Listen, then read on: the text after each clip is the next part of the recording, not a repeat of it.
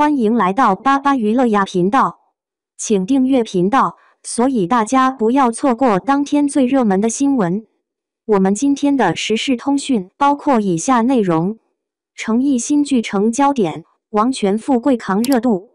2025年夏天的剧荒还没熬到，一部连定档日子都没个准信的古装剧，居然让上百万观众天天蹲在爱奇艺里点预约。更邪乎的是，一张海报刚放出来，就把微博热搜炸了个窟窿。诚意演的王权富贵，凭什么能让粉丝疯成这样？海报里的细节藏着答案。诚意穿一身雪白衣裳，腰间挂着王权世家的玉佩，手里攥着把刻满符文的长剑，剑刃斜斜指的，整个人占了画面快70%的地方。李一桐演的青铜呢，就缩在背景右侧的阴影里，侧着身子，发梢沾着点碎光，像偏被风刮到墙角的叶子。这种男主占满 C 位，女主当背景板的设计，哥以前肯定的被骂不尊重女性，但这次粉丝居然集体喊对。为了有人说这才是王权富贵该有的样子，道盟第一兵人本来就该站在所有人前面，还有人截了青铜的侧影说他是他的光，藏在背景里才更戳心。这波热度可不是粉丝瞎炒的。欢网大数据刚放出来的数字，狐妖小红娘王权篇的期待指数7月15号直接飙到10477，比第2名的利剑玫瑰高出244点，稳居待播剧榜首。爱奇艺的预约量更吓人，才刚放了个剑指本心的片花，就突破了500万，比同系列月红篇的增速快了1倍还多。更关键的是，这些热度里有68%都是诚意带起来的。微博上诚意王权富贵的话题阅读量一天就涨了3亿，粉丝剪的王权富贵白发染血视频刷遍了抖音、B 站，连路人都忍不住评论这眼神比剑还扎心。诚意这2年算是把古装剧扛把子的名号坐实了。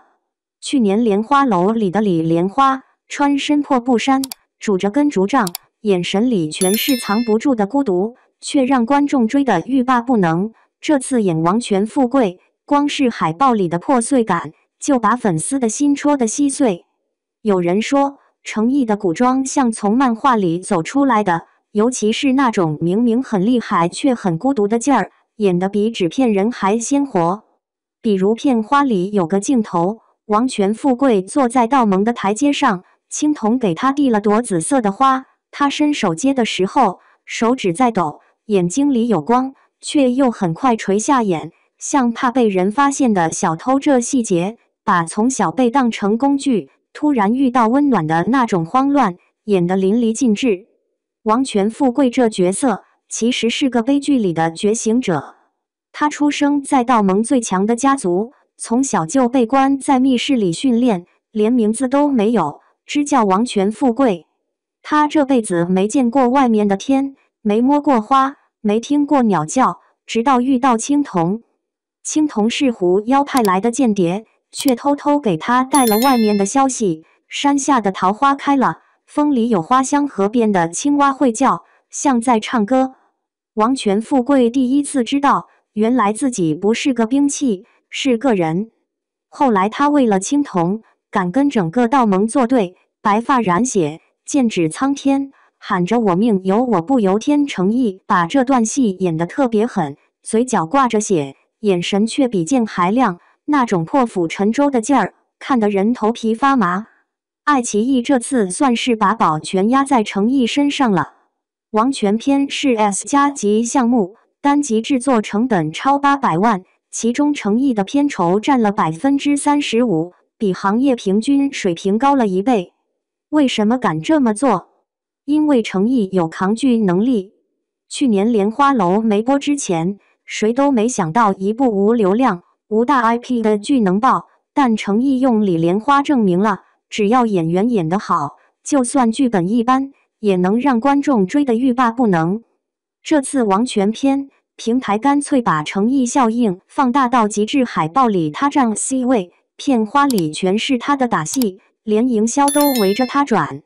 用平台内部的话说，程毅就是这部剧的定海神针，只要他在，就算剧情有瑕疵，观众也愿意买账。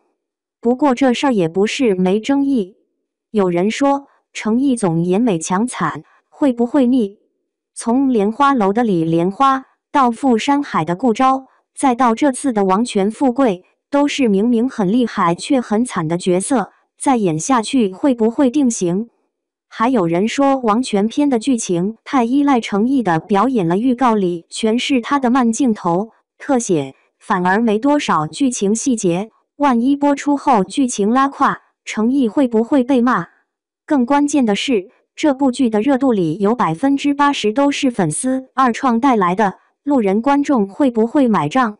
要是只有粉丝，那就算爆了，也只是圈地自萌。其实狐妖小红娘王权篇的未播先火，算是给国产剧行业提了个醒，流量没用了， IP 也没用了，真正能扛剧的是演员的真本事。程毅用王权富贵证明，只要演得好，就算是个工具人角色，也能变成有血有肉的活人。至于这部剧能不能真正破圈，能不能让路人观众也爱上王权富贵，就得看播出后的剧情了。但有一点是肯定的，当王权富贵的剑刺向宿命的那一刻，程毅的古装神话还没结束。粉丝们对程毅的每一个角色都充满期待，这次的王权富贵更是如此。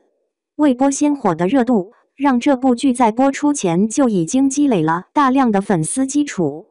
最后，该剧改编自现象级国漫，原著粉丝众多，改编成影视作品后，更是引发了粉丝的强烈关注。程毅的演绎让王权富贵这个角色更加立体，也让粉丝们对这部剧充满了期待。